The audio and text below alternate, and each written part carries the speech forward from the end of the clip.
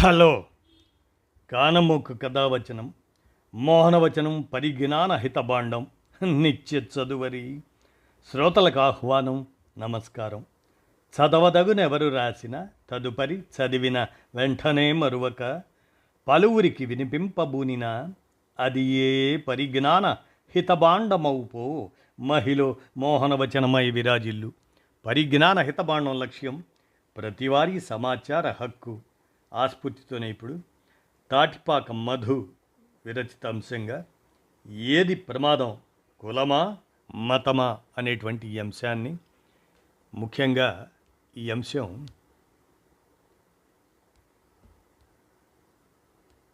దళిత క్రైస్తవులపై supreme court తీర్పు 31న వెలువడిన నేపథ్యంలో విజయవాడలో రౌండ్ టేబుల్ కాన్ఫరెన్స్ ఇవాళ జరుగుతున్న సమావేశం. ఆ సందర్భంగా మతం మారితే కులం పోదు అనేటువంటి అంశం తాటిపాక మధు వివరిస్తూ అందజేసిన దాన్ని ఏది ప్రమాదం, కులమా మతమా అనేటువంటి అంశంగా మన కానమోకు కథావచనం శ్రోతలకు అవగాహన నిమిత్తం ఇప్పుడు వినిపిస్తాను, వినండి. ఏది ప్రమాదం, కులమా మతమా? అసలు విషయానికి వస్తే, హిందువుగా పుట్టాను కానీ హిందువుగా మరణించను అని 1935 జూన్లో డాక్టర్ బిఆర్ అంబేద్కర్ బహిరంగంగా ప్రకటించారు. ఆనాటి నుంచి దళితులు ఏ మతంలో చేరాలన్నా 20 ఏళ్ల పాటు మీమాంస చేస్తూ వచ్చారు. 1956 అక్టోబర్ 14న 1,00,000 మందికి పైగా తన అనుచరులతో నాగపూర్లో బౌద్ధ దీక్ష స్వీకరించారు డాక్టర్ బిఆర్ అంబేద్కర్. నేడు భారతదేశ వ్యాప్తంగా అనేక రాజకీయ పార్టీల్లో, వివిధ ప్రజా సంఘాల్లో దళితుల్లో పెద్ద చర్చ జరుగుతుంది. దానికి ముఖ్య కారణం ఈ నెల 24న, అంటే మార్చి 24న దళిత క్రైస్తవులపై సుప్రీంకోర్టు జడ్జిమెంట్ రావడం. 2021 జనవరి 24న ఒక సంఘటన జరిగింది. బాపట్ల జిల్లా పిట్టలవానిపాలెం మండలం కొత్తపాలెం గ్రామంలో చింతాడ ఆనంద్ ఆదివారం ఒక ఇంట్లో ప్రార్థన జరిపి తిరిగి ఇంటికి వెళ్తుండగా కొద్దిమంది అగ్రవర్ణాల వారు అడ్డగించి కులం మతం పేరుతో దూషిస్తూ తిట్టారు. ఇదే విషయంపై చింతాడ ఆనంద్ పోలీస్ స్టేషన్లో ఫిర్యాదు చేశాడు. ఎస్సీ అట్రాసిటీ ప్రకారం నిందితులందరిపై కేసు నమోదు చేసి శిక్షించాలి అని కోరాడు. 2025 ఏప్రిల్ 30న హైకోర్టు ఒక జడ్జిమెంట్ ఇచ్చింది. 1950 రాజ్యాంగ ఉత్తర్వుల ప్రకారం క్లాజ్ 3లో లేనటువంటిది ఏ మతాన్ని స్వీకరించినా వారు పుట్టిన కులం ప్రస్తావన ఉండకూడదని తీర్పు ఇచ్చింది. క్లాజ్ 3 ప్రకారం ఆయన పుట్టిన కులం క్రైస్తవ మతాన్ని స్వీకరించగానే అది రద్దయిపోతుంది. కనుక నిందితుల మీద పెట్టిన కేసు చెల్లదు అని హైకోర్టు అభిప్రాయపడింది. ఇదే అభిప్రాయాన్ని సుప్రీంకోర్టు కూడా అంగీకరించింది. అయితే ఇక్కడ ఒక అంశం పరిగణలోకి తీసుకోవాలి. అత్యున్నత న్యాయస్థానాలు కూడా సామాజిక పరిస్థితులు, చారిత్రక సత్యాలు, చరిత్రను అర్థం చేసుకోవటంలో విఫలమవుతున్నారు. మతం మారినంత మాత్రాన భారతదేశంలో కులం పోదు అనే వాస్తవ పరిస్థితిని న్యాయమూర్తులు అర్థం చేసుకోవటం లేదు. ఒక మనిషి ఎందుకు మతం మారతాడు? ఈ దేశంలో వేల సంవత్సరాలుగా కుల వ్యవస్థ పాతుకుపోయింది. వర్ణ వ్యవస్థ పునాది వేసింది. ఈ దేశంలో ఏ మూలకు వెళ్ళినా కులం కనపడుతుంది. మతం మారి అమెరికా వెళ్ళినా తప్పనిసరిగా నీ కులం వెంటాడుతూనే ఉంటుంది. మతం మారితే కులం పోదు.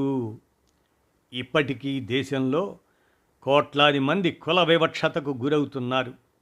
ఎస్సీ వ్యక్తి క్రైస్తవ మతం మారినంత మాత్రాన దళిత వాళ్ళలో ఉన్న ఇల్లు బ్రాహ్మణ అగ్రహారానికి మారదు. సామాజికంగా ఎక్కడ ఉండాలో అక్కడ ఉంటుంది.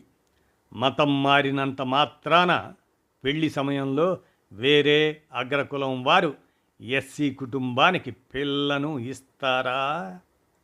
దళితులు ఎందుకు క్రైస్తవ మతానికి వెళ్ళారు అనే ప్రశ్న కూడా ఈ పౌర సమాజం చర్చించాలి. వేల సంవత్సరాలుగా పాతుకుపోయిన ఈ కుల వ్యవస్థ దళితులను అంటరాని వారిగా చూసి ఊరవతలకు నెట్టివేశారు. దళితులకు చదువు ఇవ్వలేదు, గుడిలోకి రానివ్వలేదు, బావిలో నీళ్లు తీసుకొనివ్వలేదు, ఊరు ప్రధాన వీధులైన అగ్రహారానికి రానివ్వలేదు. మూతులకు ముంత కట్టారు, దళితులను బానిసలుగా వాడుకున్నారు, కనీసం మనిషిగా చూడలేదు. ఈ స్థితిలో భారతదేశంలోకి ముస్లింలు వచ్చారు. అంటరానితనం, దాని బాధను భరించలేక కొంతమంది ముస్లిం మతంలోకి మారారు. బ్రిటిష్ వారు వచ్చాక వాళ్ళు తమ దోపిడీని వేగంగా అమలుపరచడం కోసం ఈ దేశంలో ఉన్న వర్ణ వ్యవస్థను వారు చక్కగా ఉపయోగించుకున్నారు. ఆ క్రమంలో ఊరికి దూరంగా దళిత వాడలను, అక్కడ నివసిస్తున్న రోగులకు సేవ చేయడానికి ఆసుపత్రులను నిర్మించారు. వారు పిల్లల చదువుల కోసం స్కూల్స్ పెట్టారు.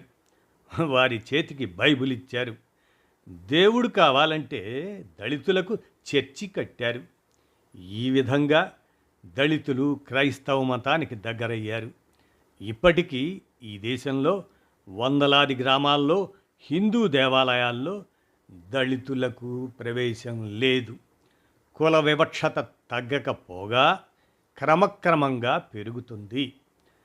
దళితులపై రోజు రోజుకి దాడులు, హత్యలు, అత్యాచారాలు జరుగుతూనే ఉన్నాయి.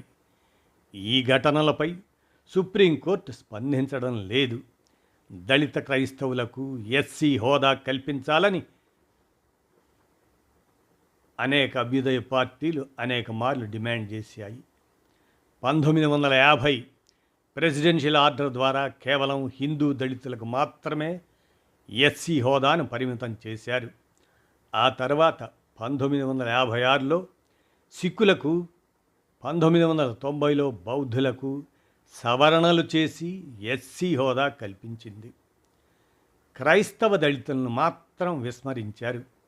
ఆర్టికల్ 14 ఈక్వాలిటీ, అదే సమానత్వం, ఆర్టికల్ 15 వివక్షరహితం, డిస్క్రిమినేషన్ లేకుండా ఉండటం, వీటిని ఉల్లంఘించింది. ఆర్టికల్ 25 మత స్వేచ్ఛ. వీటి ప్రకారం ఒక వ్యక్తి తనకు నచ్చిన మతాన్ని స్వీకరించవచ్చు. అతనికి రాజ్యాంగం ఆ హక్కు కల్పించింది. ఉమ్మడి ఆంధ్రప్రదేశ్లో దళిత క్రైస్తవులు ఇప్పటికీ సామాజికంగా వెలివేతకు గురవుతున్నారు.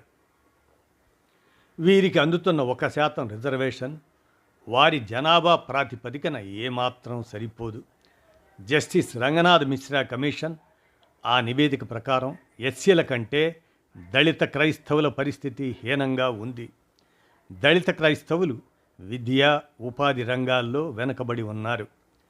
కేంద్ర ప్రభుత్వం దళిత క్రైస్తవుల అంశంపై పార్లమెంట్లో చర్చ జరపాలి. అన్ని రాజకీయ పార్టీలు మెజారిటీ హిందూ ఓట్ల రాజకీయం మాని దళిత క్రైస్తవులను ఎస్సీ జాబితాలోకి చేర్చాలి. ఎస్సీ ఎస్టీ అట్రాసిటీ చట్టం వారికి వర్తింపచేయాలి. రిజర్వేషన్ రాజ్యాంగం ఇచ్చిన హక్కు. ఎవరిని పూజించాలి అనేది వారి ఇష్టం. దళిత క్రిస్టియన్లు ఎస్సీలుగా పరిగణించబోము అంటూ సుప్రీంకోర్టు ఇచ్చిన తీర్పును పునఃసమీక్షించాలి. దీనిపై భవిష్యత్ కార్యాచరణ ప్రకటించేందుకు అభ్యుదయ పార్టీల్లో సిపిఐ రాష్ట్ర సమితి ఆధ్వర్యంలో నేడు, అంటే మార్చి 31న విజయవాడ దాసరి నాగభూషణరావు భవన్లో రౌండ్ టేబుల్ కాన్ఫరెన్స్ ఏర్పాటు చేశారు. ఈ సమావేశానికి అన్ని రాజకీయ పార్టీల ప్రతినిధులు, ప్రజా సంఘాల నాయకులు, ప్రజాస్వామికవాదులు వచ్చి వారి వాణిని వినిపిస్తారని మనం ఆశించవచ్చు. కాబట్టి ఏది ఏమైనా, ఏది ప్రమాదం, కులమా మతమా అనేటువంటి అంశాన్ని తాటిపాక మధు అందజేసిన ఈ అంశాన్ని మన కానమోకు కథ వచ్చిన శ్రోతలకు అవగాహన నిమిత్తం ఈ అంశాన్ని వినిపించాను. విన్నారుగా, మీరే ఆలోచించండి. ధన్యవాదాలు.